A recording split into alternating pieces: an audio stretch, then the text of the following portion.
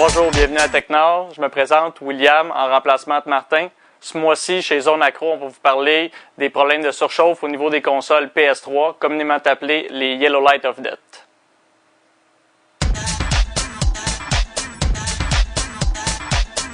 Rebonjour, donc présentement on est rendu à l'atelier technique, donc je vais commencer par vous décortiquer un petit peu la PlayStation 3, puis vous expliquer le problème de surchauffe.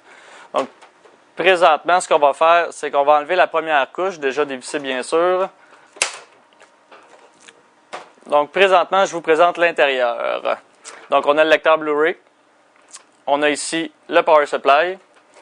Si on enlève le lecteur, après ça, on retrouve la carte maîtresse. Donc, c'est principalement de la carte maîtresse qu'on va parler aujourd'hui.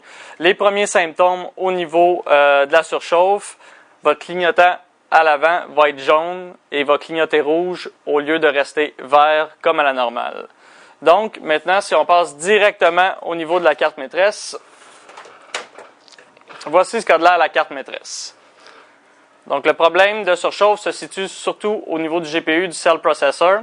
Donc, il y a une chaleur intense qui est produite par ces deux processeurs-là et ça fait décoller les processeurs. Donc, juste pour vous montrer un peu, en dessous de ces processeurs-là, c'est des centaines de petits points de soudure.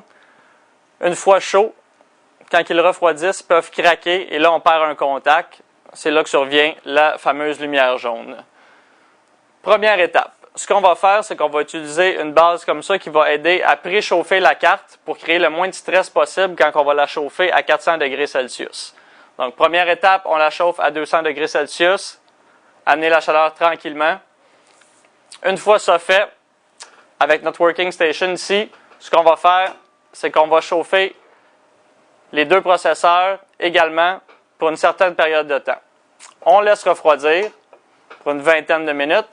On va retourner la carte et on va refaire le même processus de l'autre côté.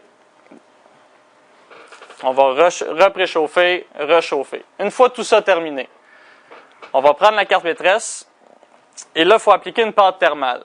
Bien sûr, on va appliquer une pâte thermale de haute qualité, ce qui veut dire une pâte thermale qui est à base d'argent. On va appliquer une couche uniforme, quasi transparente, pour permettre l'évacuation de la chaleur des deux processeurs. Une fois l'appareil refermé, vous devriez avoir un appareil qui va remarcher à la normale, comme quand vous l'avez acheté. Donc, c'était William pour Technor, chez Zone Accro. On se revoit le mois prochain pour une autre capsule.